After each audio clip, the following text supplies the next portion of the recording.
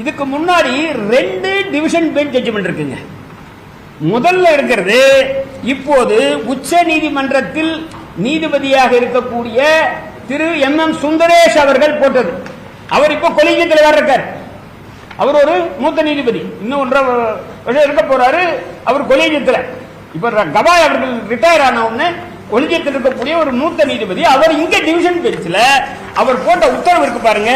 தயவு செய்து அந்த உத்தரவின் ரொம்ப ரொம்ப சின்ன உத்தரவு, இதான் உத்தரவு. அதுல ரொம்ப தெளிவா போடுறாரு, மத நல்லிணக்கம் தான் முக்கியம். இதே பிரச்சனை இல்ல, இதே திருப்பரங்குன்றத்துல, இதே கார்த்திகை தீபத்துல. அதனால இதுல கோயில் வந்து குறிப்பாக நாங்கள் என்ன செய்வோம் சொன்னா அதுக்கு மாறாக செய்ய மாட்டோம் அப்படின்றத சொல்றாரு. படிக்கிறேன், நான் தயவு செய்து படிக்கிறேன்.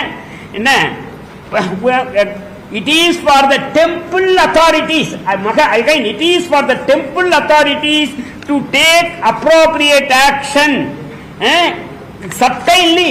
இது முக்கிய. அடுத்தது இரண்டாவது, certainly law and order is an issue to be kept in mind. இப்போ அவர் ஐயா சொல்றாரு, நீதிபதி சாமிநாதன், லா அண்ட் ஆர்டர்லாம் ஒண்ணு, அதெல்லாம் கவலையே இல்லை, என் உத்தரவு அமல்படுத்துறது தான் முக்கியம்.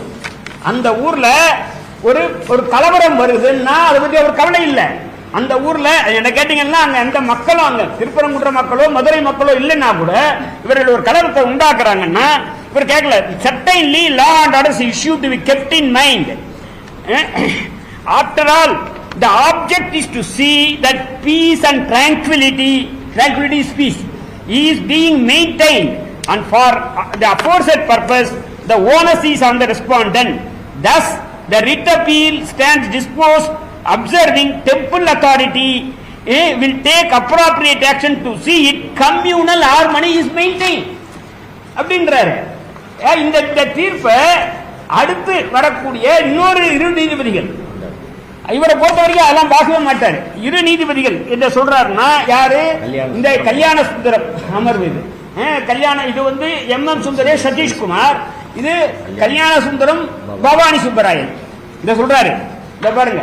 the present practice of lighting Karthigai Deepam near அதாவது குச்சிப்பிள்ளையார் கோயில், when the authorities as well as the representatives of the dargah is performed peacefully for the last few decades, there is no reason why such peace and tranquility maintained by both the communities should be disturbed அப்படின்னு சொல்லிட்டு அடுத்த பேராவில் justice Sundaresh சொல்றா, நான் படிச்சதை எடுத்து போடுறாரு. இவரை பொறுத்த வரையில அதை பத்தி எல்லாம் அவருக்கு வந்து கவலை கிடையாது. நான் சொல்லுவேன்னா, அதாவது 2 பெஞ்ச் சொல்றதை அமல்படுத்துவாங்களா இல்ல இவர் என்ன, அதை பத்தி கவலையே இல்ல, அதை பத்தி பரிசீலனையே பண்ணல அவர் தீர்ப்புல. நான் முக்கியமா நான் ஒரே ஒரு விஷயம் சொல்றாங்க.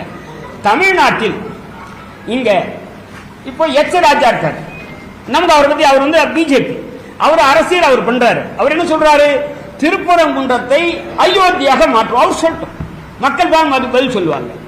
இங்க இருக்கக்கூடிய மத்திய அரசு நியமித்த கவர்னர் ரவி இருக்கார், அவர் எப்படி செயல்படுறாருன்னு தெரியும். இவங்க 2 பேரை பத்தி நம்ம கவலையில விட்டுடலாம், அவங்க நம்ம பார்த்துக்கலாம்.